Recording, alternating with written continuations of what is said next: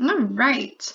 So today I wanted to talk about how I like to count coins, or one strategy that I like to use to count coins. And that is the strategy of using a number line.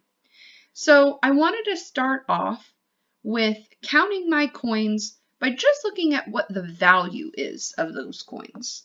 So I'm going to take my pen and I'm going to write underneath my coin how much each one is worth. So I see that the quarter is worth 25. So under each quarter, I'm going to write 25. I now see that there are 3 dimes. So I'm going to write the value of each dime underneath. And I know the value is 10. So I'm going to write 10 under each one of my dimes. The next thing I see are my nickels. And I know that a nickel is worth 5. So I'm going to write its value underneath the nickel. So I'm going to write 5 under each one of my nickels. And then I know my pennies are worth 1 cent. So I'm going to put a 1 under each penny. And now I'm going to use those values to fill in a number line to help me solve. And I like to start at my biggest or my largest value. And my largest value is that 25, or those quarters. So I'm going to make a line here. And I'm going to start at 25. And so I've written this guy down, and now I've got to add my next 25. So I see my next 25. I want to draw a big jump, and I'm going to add 25 here. Okay? And I like to cross them out as I count, just so that I remember which ones I've already counted, so that way I don't recount things that I've already done. All right, so now I'm going to start putting in my tens.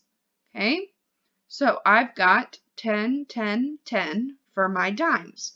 So I'm going to do 1, 2, 3 with my adding 10.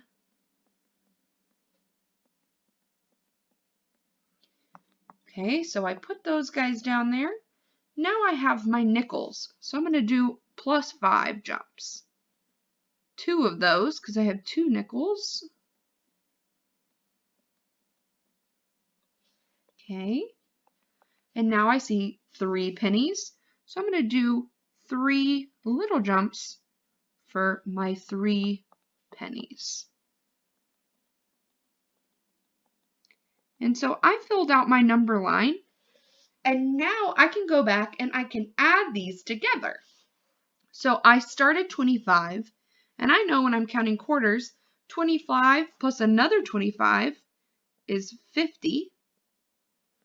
And now I'm going to start counting by tens. So I'm going to start counting by 10. So 50 plus 10 is 60. 60 plus 10 is 70. And 70 plus 10 is 80. And now I'm going to have to start counting by fives. So I can start at 80 and count up 5 more. So 80 plus 5 is 85. Now I count up another 5, so 85 plus 5 is 90, just like when I'm counting by fives. And now I see that I need to start counting by ones. And that's my favorite one. That one's the easiest, right? So 90 plus 1, the next number is 91. 91 plus 1 is 92. 92 plus 1 is 93. So the total amount of coins I have here is 93 cents. Okay? All right, so I made another one of these down here that I want to go over with you now too. All right, so let's label our coins. So we've got 25 for my quarters. Each one is worth 25. I see 1 dime, and that's worth 10. I see 1, 2, 3 nickels. So I'm going to put 5 in for each nickel. And then I see 1 penny, and my pennies are worth 1. Okay? So now I'm going to start with that largest value. And that largest value was the quarter, which is worth 25. So I'm going to come down here with my little line. I'm going to go ahead and write 25. That takes care of him. I don't have to start at 1. I can start at 25. I already know I got 25. All right, so now I need to make 2 more groups of 25. So plus 25 and plus 25. Okay, so my quarters are down there. And now I'm going to add my 10. So I'm going to put a jump. There's my 10. Let me put my 3 5s.